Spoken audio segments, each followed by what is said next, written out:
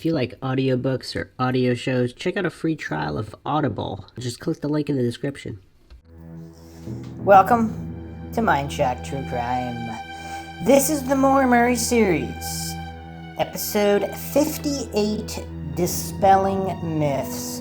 And I just wanted to do this quick episode before I continue with the Hadley examination in the following episode, because there are still so many people that are fooled by the narrative steers regarding different aspects of the case, from the dog scent to the black box recorder to the accident scene, and whether or not Maura Murray was even the driver who said what. There's so many myths in this case that keep getting propagated on social media, particularly the controlled subreddit, which people new to the case might not know that the so-called main subreddit, R. Maura Murray, is completely controlled with either sham moderators in on the steer or just they're that clueless that they're allowing this to go on. But it's mostly a circle of steers with many different accounts that just attempt to control the narrative in the case and shut down any logical discussion, which is actually the reason I had to start the Mindshock Maura Murray subreddit and make it private, because the amount of trolls out there reeking of desperation to control the narrative and know what everybody else thinks and believes and control it. It's quite unique in the case, but where it is useful is wherever the steers get triggered. Whenever the steers get triggered that a conversation is going in a particular area, like UMass or Maura Murray not being at the scene, things of that nature, that's obviously where a lot of investigation should go. So they are useful in their certain ways. I am, of course, Bruce McGuire. And if you enjoy the Mindshock podcast, you can donate to our PayPal. Just check the link in the description. Make sure to subscribe to the channel, hit the bell for notifications. Make sure your device allows those notifications to come through, or you can just go to youtube.com/Mindshock, and you can see all of the podcasts and videos there. You can check us out on Twitter, Facebook, Reddit, and Patreon. Patrons do get a priority for case topic requests, co-podcaster requests, as well as logical analyses requests. Questions, comments, theories, thoughts, suggestions, rebuttals, debunkings of any kind, leave them in the comment section. All right, first one I'm going to go over is one of the most basic ones. It's from the beginning, which is, of course, the dog scent. So on the morning of Wednesday, February 11th, is when New Hampshire State Police did their first official search with Todd Bogardus. This is New Hampshire Fish and Game, and as well as the Haverhill Police Department. So these three entities were involved at some level in this first official search. So we won't go into the shadiness around the original night of the accident scene, with John Monahan's presence even being denied, which is actually one of the biggest rifts, one of the things that caused the rifts between Fred Murray and the New Hampshire State Police. Because of that, again, things that Art Roderick never wants to discuss. If you haven't checked out the previous episode, logical analysis of Art and Maggie and their constant steering, which is critical in separating fact from fiction in the case. And obviously there's very little known fact, but to pretend that things like John Monahan's presence at the accident scene on February 9th wasn't outright denied is just, that's silliness. But anyway, so in this search, so Wednesday is the day. So Bogardus, I believe he said that Maura was only one of two that he did not find. Now, if she was never even at the accident scene, then that makes his record even better. But regardless, there were no human foot tracks going into the woodlands off of the roadways that were not either cleared or accounted for. This is what Bogardus has stated. At the end of the day, the consensus was she did not leave the roadway. So again, this is an experienced search and rescue individual with many years of experience. Could he be wrong? Of course he could. Would he most likely be involved in some kind of a conspiracy? Would they have brought in Fish and Game into the conspiracy? The steers love to pretend that there's all these people in on the conspiracy when it would obviously be only a handful of officers. it is obviously even more unlikely that they would bring Fish and Game into it. However, if there was some kind of stand-down order from upper agencies, that would be more of a gag order versus the statements that he's making, because he's making very specific statements here. And if there was funny business on the roads with other vehicles, they're really, I mean, it seems like if he was in on the conspiracy, he would be saying the opposite. He would be saying, he would at least be living hints saying that, there's really not a lot to go on, things of that nature. He's making it pretty clear in no uncertain terms that not only does he think that she did not leave the roadway, the consensus was she did not leave the roadway. So basically, all of these searchers all concluded the same thing. Could they all be wrong? They could, but he seems to at least be speaking in good faith here, which is, again, just my guess. Maybe he's not. And he was on the Oxygen show. Unlike other individuals interviewed, he didn't really have Freudian slips or any body language tells. So it seems like he's being honest here from all the information available. So what else was being done is the bloodhound search. Now, here's the problem with the search. So people either new to the case or the steerers who obviously know this information, but they leave it out in order to fool people new to the case. Maura Murray might have never even worn the glove. We don't know which glove was used. So what are the options here? I'm going to read a post here from Truth Seeker Investigations, searchformauramurray.wordpress.com, which is, of course, John Smith's blog. John Smith, like James Renner, who seems to be vindicated at every turn in this case, despite the attempts of all the trolls and steers, which should tell you something. Okay, here's the post. Maura did not wear leather gloves. There were 2 pairs of leather gloves found in the Saturn, as shown here on the possessed property report. It has been stated in other sources that these gloves were leather. 1 pair was supposedly given to Maura Christmas 2003. I do find it odd that Sharon gave these to Maura when one would think she would be aware that Maura did not wear leather. After all, she loved her like a daughter. Today I was supplied with info that speaks to a local rumor that the black gloves belongs to an officer because they were police issued. I have not confirmed this rumor yet, but at this point, with what we know about the investigation and the fact that at least one witness has admitted to seeing the car door open with 2 bystanders and a police officer there, I am going to step out on a limb here and just throw the gloves into the wind and see where they fall, or should I say, on whose hands they land. Is it just possible that at least 1 pair of these gloves could belong to a certain officer who had access to the Saturn on the night of February 9th, 2004. More than likely, that would have occurred during the time the driver was at the car and there was indeed access to said vehicle. That time frame would be from the time the car crash was reported by Faith Westman, the first 911 caller, at 7:27 p.m., and the time just before Officer Smith arrived and found the car disabled, locked, and no driver. Actual officers on the scene that night: Cecil Smith, Haverhill PD 002, Trooper John Monahan, New Hampshire State Police. Suspected officer/chief on the scene that night: Jeffrey Williams, Haverhill PD 001. So if indeed the black police issue gloves belong to any officer and just a quick note here, this was published January 2016, January 12th, 2016. So this was before the Oxygen show attempted to spin the narrative to deal with Witness A, who anybody that's followed the case for a long time knows that she was deemed not credible. And then after the Oxygen show came out and they spun the whole narrative that, oh, maybe it was Cecil in the SUV, which even he couldn't remember. And then, of course, they never interviewed the fire department members. Multiple people actually witnessed Cecil Smith in the sedan 002, allegedly, and even he couldn't remember. So even Art Roderick is Freudian slipping the cruiser. So anyway, this was written before that narrative was spun to put Cecil in 001 to try to conveniently account for what Witness A saw. Okay, continuing on here. So if indeed the black police issue gloves belong to any officer on scene, it would more than likely be Sergeant Smith, as he was on scene with the door open when Witness Champy went by. This is the likely scenario, but I don't think it is the right one. I think the gloves belong to the officer driving 001, seen 3 times by witness A, and one of those being at the weather barn corner, nose to nose with the black Saturn.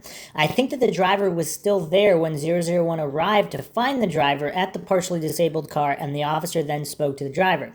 At this point, the car doors would have been unlocked and accessible, and the gloves left there at this point. But we have to remember that the doors were supposedly locked according to law enforcement, and the car was not open until a warrant was issued.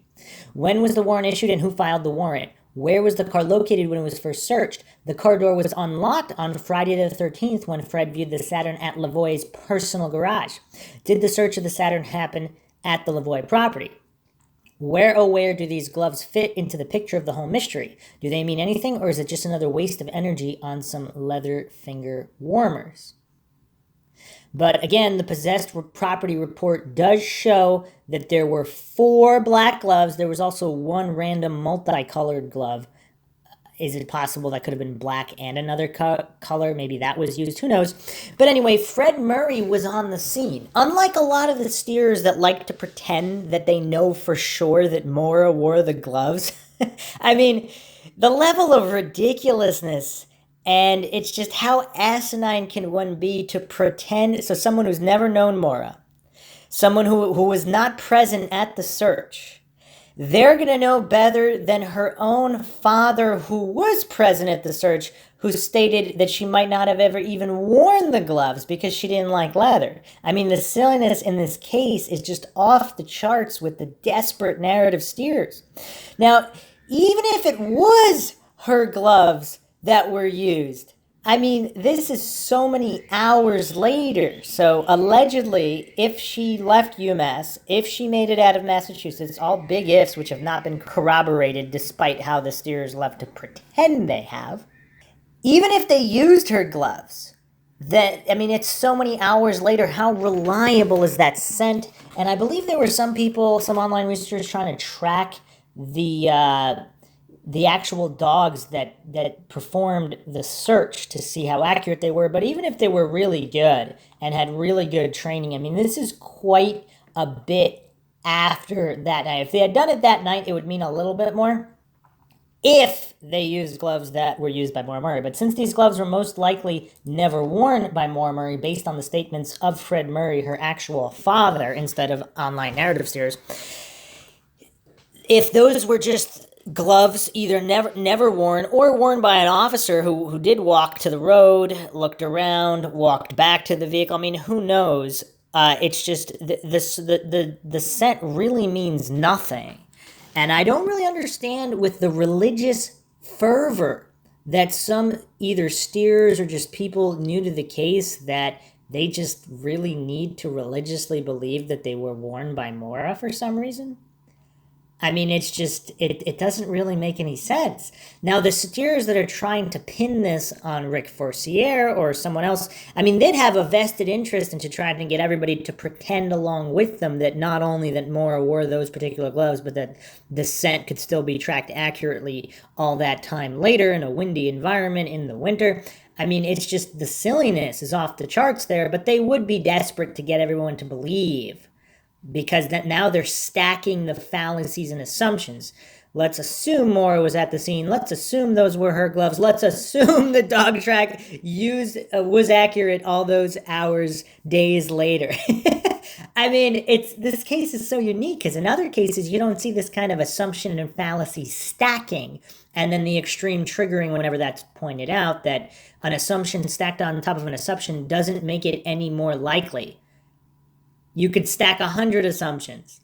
If those base layers are not accurate, they're completely meaningless. So I really don't understand the religious fervor that's attached to the dog scent and building theories off of these fallacies and assumptions. Some people point to the dog scent, oh, she got picked up, but she could have got picked up with or without the dog scent, right? If it was her on the scene, of course. So just another myth of the case that the gloves that were used for the search were definitely belonged to Maura. It's all information points to the opposite of that. Maura most likely never even wore the gloves, according to Fred Murray.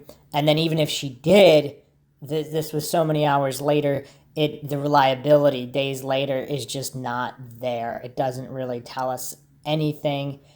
And it's also curious because there were other items of Maura's in the vehicle, things that, she had worn, older things, not things that were just purchased as a gift, that could have been used for a more reliable track, which, again, still wouldn't have really been reliable because it's so far, so many windy hours have passed. Windy days have passed. So, yeah, I just wanted to touch upon that. I mean, I know I've touched upon it in the past, but it's just the silliness is off the charts with the religious reverence that's attached to the dog scent. All right, the next thing that also gets a lot of religious reverence and is desperately clung to maintain the narrative is, of course, the Saturn's black box recorder. So whatever reason the steers or just the gullible individuals circling around this case, they believe, they take it on blind faith that the black box recorder in the Saturn actually recorded whatever happened at the Weathern Barn corner. Now, I don't know how one can hallucinate this to be a fact. It's just you'd have to completely suspend all logic and reason and play in fantasy land. Now, here is a statement from Ralph Cunningham, Accredited Accident Reconstructions Products and Services, and you can Google this guy. An online researcher found this out and talked to him because they were curious, but this is all known. You can visit forums online to match this, but anyway, this is, credit to the people in the case who were actually thinking critically on some level. He stated, no black box or module to this day records time of day of an accident, even when the airbags deploy. So there is no timestamp to prove when the accident occurred. In 1995 and 1996, these 2 years had the same black box used in all vehicles that were equipped with it. When airbags deploy or not in an accident, the vehicle can be started and driven for any amount of time. However, the module will save the event information. It will no longer record future events or prevent the starting of the vehicle. So it will no longer record a future event. So all the information, again, we're talking children's level comprehension here. That's all that's required. That's it. And yet in the Maura Murray case, especially the people discussing it online, they can't muster it, or they just don't have it. The black box is going to record whatever events happen. So if the Saturn was in another accident, whether it was the Patriot Vesey hit and run, whether it was something else that happened even before then, a month ago, 5 months ago, whenever the accident occurred, that's the information that would be recorded. So unless it was reset, nothing further would be recorded. So that means whatever happened at the Weathered Barn corner would not be recorded. Now, without knowing that information, how silly is it to just pretend? You can know that the accident information was from the Weathered Barn corner. It's just the silliness, again, in this case, is just completely off the charts. Bizarre. Just absolutely bizarre.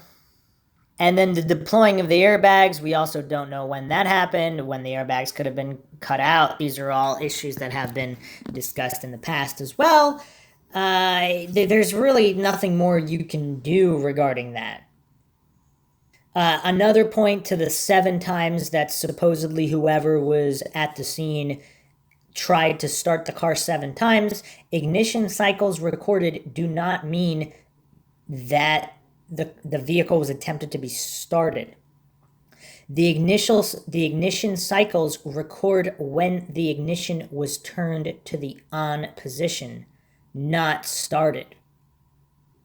So, for example, to turn on the dash or interior lights, the radio, or to put the car in neutral to be towed. Okay, and that's another interesting point because, again, according to all of the steers taking all this on faith, they're interpreting the 7 attempted starts as 7 cranks of the engine. That was just how many times the key was put in the start position. So again, how many people are knowingly pushing this false information, or they just assumed it and pretended it was fact, all the steers go along with it. all of the easily gullible people following the case go along with it. It's very, very silly. So what can we take away from this information? Basically nothing. But the important point to remember is that black box recorders need to be reset. Okay, so if whatever information is recorded, that doesn't mean that occurred at the Weathern Barn corner. We need actual proof, things called facts.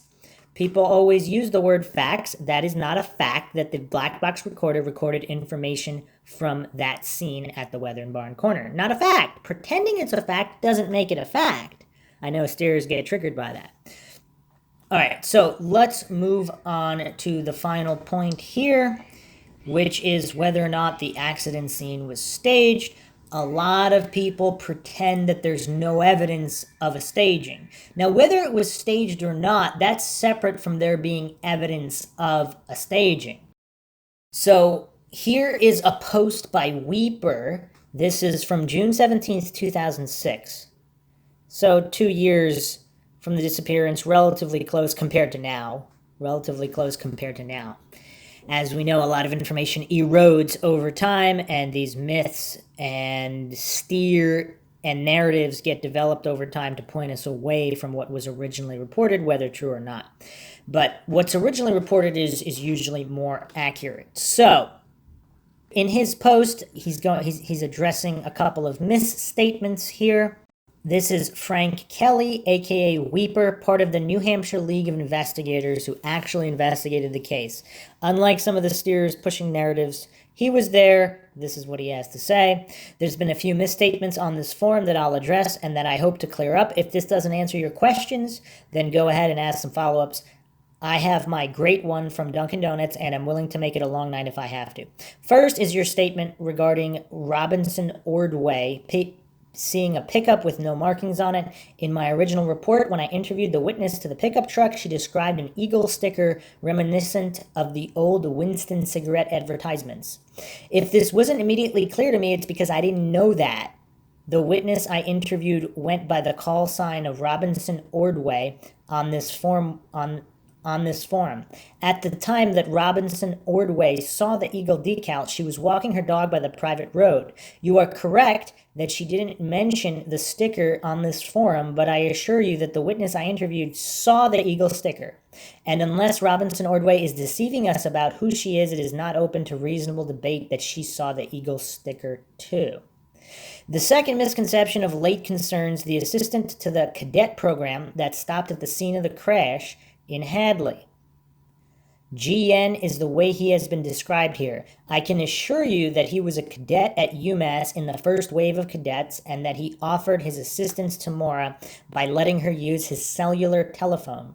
GN isn't considered a suspect in Maura's disappearance, at least officially, so unless you hear otherwise, you should cross him off your list of suspects. The third misconception is that Maura had an accident, he put accident in quotes, at the Weathern Barn corner.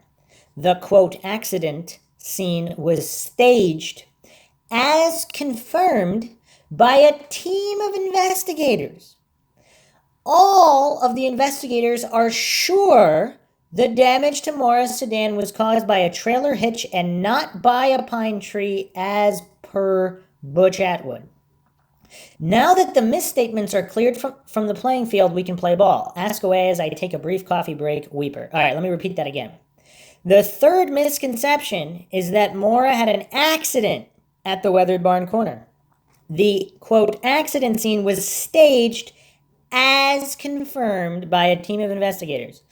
So he's not stating some and they couldn't agree on it. All of the investigators are sure that the damage to Maura's sedan was caused by a trailer hitch and not by a pine tree, as per Butch Atwood.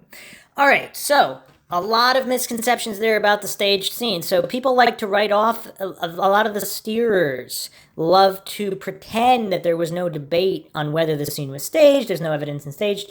Here, again, Frank Kelly is stating that not only he, but the entire team of investigators all believe it was staged. They all believe that there was a trailer hitch involved. Now, whether or not the trailer hitch was involved, we also have many, many different positions being reported. And he might not have even known, but the further reports, I mean, we had Barbara Atwood allegedly, that in her interview, if that really was Barbara Atwood, she was giving even more positions for where the Saturn was. So the Saturn's been reported in so many different positions that night. Again, what the steers never do, they don't compare this to other missing persons cases, other DUI walkaways. If you do, you'll see how bizarre all of this is, instead of pretending and having a nothing to see here attitude about all of these inconsistencies. I mean, the coincidence theorists really are reaching new heights of coincidence theory when they're brushing all of this off, instead of doing objective, neutral, logical, scientific inquiry to find the real truth, if that's the goal. It's very easy to see who really is about the truth and who's just about steering. So the accident scene was definitely reported to have been staged by many investigators. It was reported to be in many different positions. The Murats allegedly saw it backing up in the street. Murat allegedly saw it backing up in the street with its taillights on, so it could have been moved multiple times as well. We really don't know. But the official narrative is the only one that's looking like it's not very likely. Everything else is unknown. So it seems like whatever happened, it definitely didn't hit a tree. Now, we don't know what did happen. Maybe it did hit a tree, but from appearances, it doesn't appear that it has hit a tree. But again, the religious fervor and desperation of the steers and the gullible that want to discuss the case online, in pointing away from all of these facts. These are facts. The reports I gave are facts. Now, whether it happened or not, it was reported. To pretend it wasn't, or to pretend that there's zero evidence to suggest any of this, that's just silly nonsense, which of course this case has a lot of.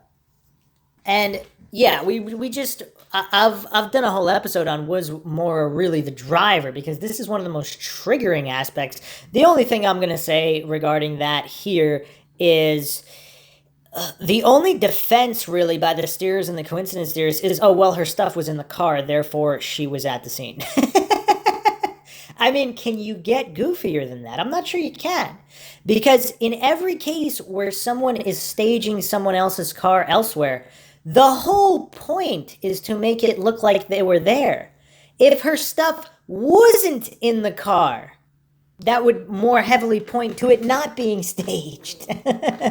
Because if it was staged, the whole purpose is to get people to think she was there when she wasn't. Now, I'm not saying that's what happened, but if that's what happened, of course her stuff would be in the car. Her stuff being in the car points to it possibly being staged. That's evidence that supports the staging as well. So again, when you're dealing with some of these cognitive dissonant coincidence theorists and steers, they just really don't even have a basic grasp of logic and reason, which is why it's very difficult to discuss this case online with a lot of people. Now, and again, a lot of them use the guise of people being impolite as somehow trolling or whatever. So it's just really bizarre how some people want to preach inclusivity to get more people discussing the case online as opposed to getting to the truth. I mean, should people who can't even speak any language, should they be encouraged to just type random gibberish online, for just tap those keys away and insert themselves into arguments and just be accepted in just for politeness sake? Or is the goal here to actually move the case forward, or at least discuss theories in a logical fashion?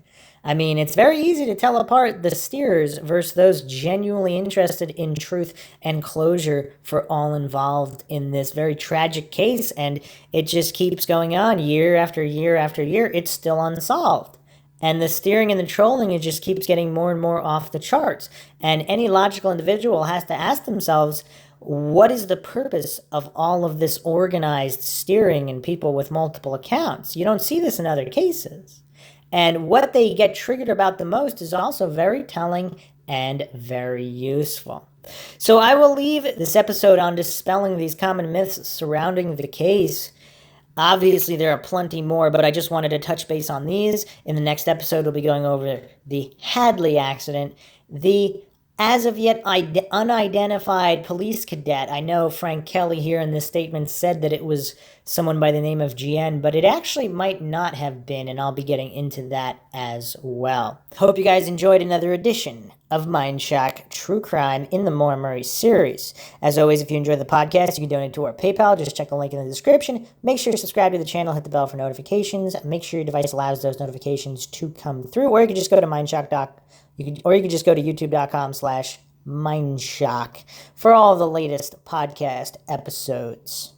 If you like this particular podcast, hit the like button, share it on social media platforms, of which you can find us on Twitter, Facebook, Reddit, and Patreon. Patrons do get priority for case, topic, logical analysis, co-podcaster requests. Questions, comments, theories, thoughts, suggestions, rebuttals, debunkings of any kind, leave them in the comment section. If you haven't at least understood what was presented in the podcast, might not be the best idea to leave a comment first, understand, then comment. Otherwise, would just be wasting time. This is Bruce McGuire. Catch you guys next time.